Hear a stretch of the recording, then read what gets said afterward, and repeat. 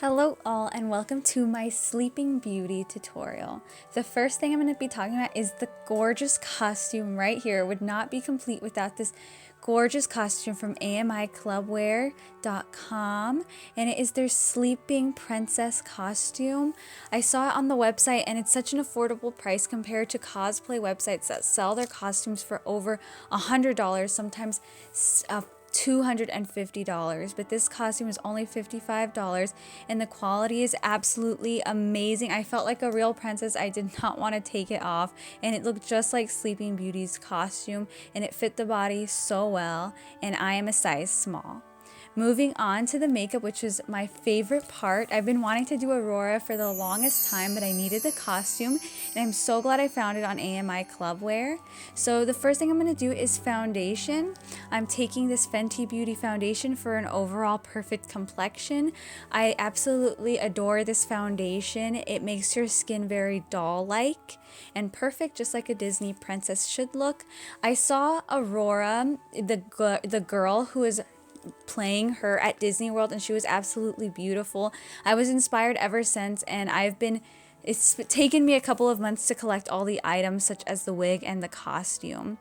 I wanted it to be perfect, and usually when my videos take months to prepare, they come out the way I want them to. So then I'm taking this Better Skin concealer and I am concealing my eyes. I didn't put too much on because I felt like my dark circles weren't so bad this day, and you just want that nice flawless complexion like a Disney princess. The makeup the princesses wear at Disney World are so flawless. I'm like, what makeup do you use?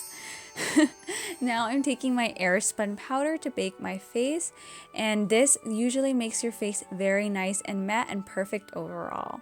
And I'm making sure to set the neck because I did put foundation on the neck, and also placing this powder all over my face with a big fluffy brush. I didn't really bake for too long because I noticed that I get kind of cakey if I bake too long. So with the big fluffy brush, I always accidentally say blush. I am blending this out. Now taking my Too Faced palette. I always use this palette for princess tutorials. I'm taking the blushes called Stardust and Skyline for the perfect peachy glow. I love Aurora's makeup. It's very girly and vintage because the movie's quite old. And so she's got that winged eyeliner, very pinup type makeup. So I wanted to make sure your cheeks are nice and rosy and set with setting spray. Moving on to the eyes, I will be using the Sweet Peach palette today, which is my favorite palette ever. And I am just taking this color right here called Peaches and Cream to set the whole eye. I will be going back and forth with a couple of eyeshadows, you will see, but make sure that you set your eye with Peaches and Cream. If you have another eyeshadow palette that's cheaper, feel free to use that. So the next color I'm going to be taking is Georgia, and this is going to be the transition color. I know there's no transition yet, but this is the first color to blend in your crease, and it's a really good color to start off with and build. Then I'm taking Puree, and I think that's how you pronounce it, and kind of making a tiny cut crease. Now when she closes her eyes when she's asleep, I notice that she has a deep cut crease with a nice peachy brownish eyeshadow. So I've seen a lot of videos on this and people always do it different, and this is my version. Actually, no, I haven't seen many videos on Aurora. I feel like Aurora is very neglected. The next color I'm taking is White Peach, and I'm going to place that in the area where I cut the crease. And then with Candied Peach, I'm going to use this to diffuse the color in the crease. Now this is going to be the eyeshadow that seals it all together. Like I said, there aren't as many videos on Aurora. There's way more on Belle, on Ariel, especially Ariel. She's the winner for everybody. And I really felt like Aurora needed some attention. So then I'm taking this felt tip black eyeliner from Ulta Beauty, and I'm making a slight fat winged eyeliner, not too long.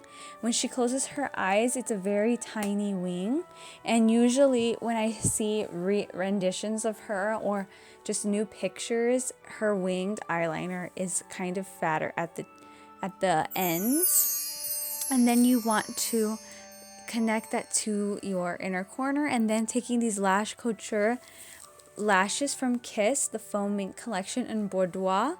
I'm going to use those after I coat my lashes with some mascara. These eyelashes are the perfect Sleeping Beauty fluttery lashes. And those are the eyes, very pretty. I absolutely love this. Then moving on to the lips, I'm going to take Cherry by MAC and Ruby Woo. And you'll see what I'm going to do. You're thinking, whoa, she doesn't have red lipstick. But just watch. This lip combo makes the perfect stain when wiped down.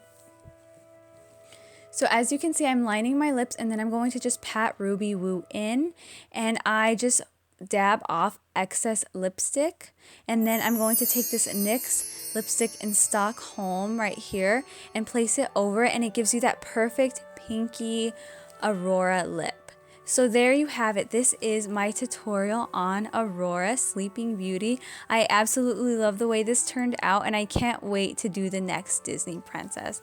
I love you guys so much, and thank you for watching. Bye!